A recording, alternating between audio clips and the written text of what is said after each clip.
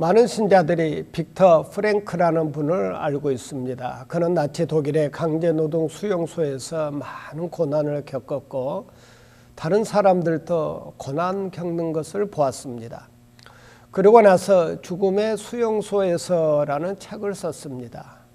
그 강제노동 수용소는 땅에 있는 지옥입니다. 저는 그 책을 읽으면서 세상에 이런 데도 있구나라고 생각했습니다.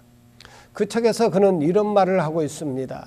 고난 속에서 포기한 사람은 고난이 저주이지만 고난 속에서 그 고난의 의미를 발견한 사람은 고난이 놀라운 축복일 수 있다. 두고 생각해 볼 문제입니다. 성경은 세 가지 종류의 고난을 말합니다. 첫째로 애매하게 당하는 고난입니다. 부당하게 당하는 고난이 있습니다. 나에겐 잘못이 없습니다. 내 실수도 아닙니다.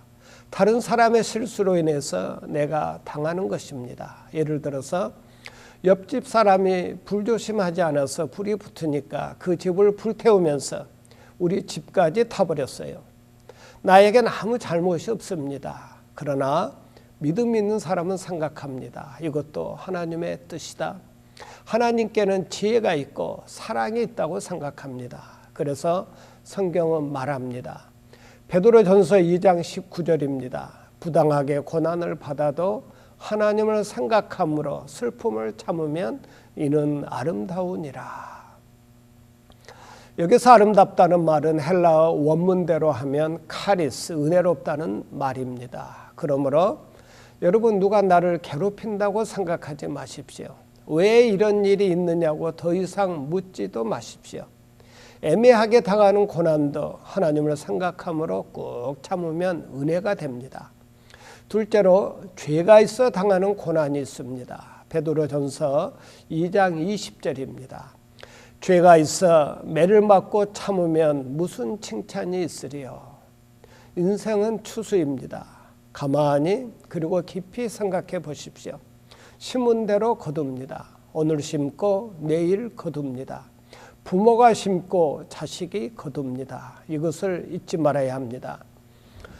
남의 눈에 피눈물을 흘리겠습니까? 당신의 눈에도 피눈물을 흘릴 때가 올 것입니다. 남을 속였습니까? 당신도 엄청나게 속을 때가 올 것입니다. 내가 말 잘못한 거, 부도덕한 행동, 내가 심고 내가 거두는 것입니다. 심는 대로 거두는데 무슨 할 말이 있겠습니까? 죄 때문에 고난당하는 것 가장 저질적인 고난입니다. 그러나 고난을 통해서 이제라도 회개하고 새로운 삶을 시작하는 것이 가장 옳은 자세라고 생각합니다. 셋째로 의를 위하여 선택해서 당하는 고난이 있습니다. 베드로전서 2장 20절 후반절에 보면 그러나 선을 행함으로 고난을 받고 참으면 이는 하나님 앞에 아름다우니라. 이것은 자발적인 고난입니다. 내가 선택해서 당하는 고난입니다. 예수님의 고난당하는 모습을 보십시오. 첫째, 죄 없이 당하셨고, 둘째, 그 입에 거짓도 없으셨습니다. 아무 변명이 없었습니다.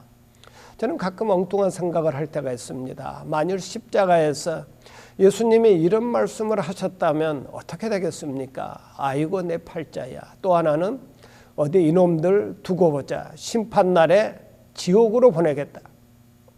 그렇게 말씀하셨다면 어떻게 되겠습니까? 그 십자가의 의미는 망가지고 맙니다. 그러므로 그리스도인은 예수님의 고난을 본받아 욕을 당해도 욕하지 않고 변명을 하지도 않고 오직 공의로운 하나님께 다 맡기고 즐겁고 감사함으로 십자가를 지는 것입니다. 이것이 진정한 그리스도인의 모습입니다.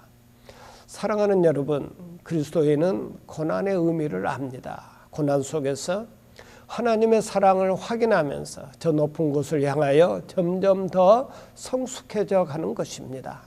우리가 당하는 아픔과 고난을 통해 주님의 음성을 듣는 복된 성도가 되시길 바랍니다. 아멘.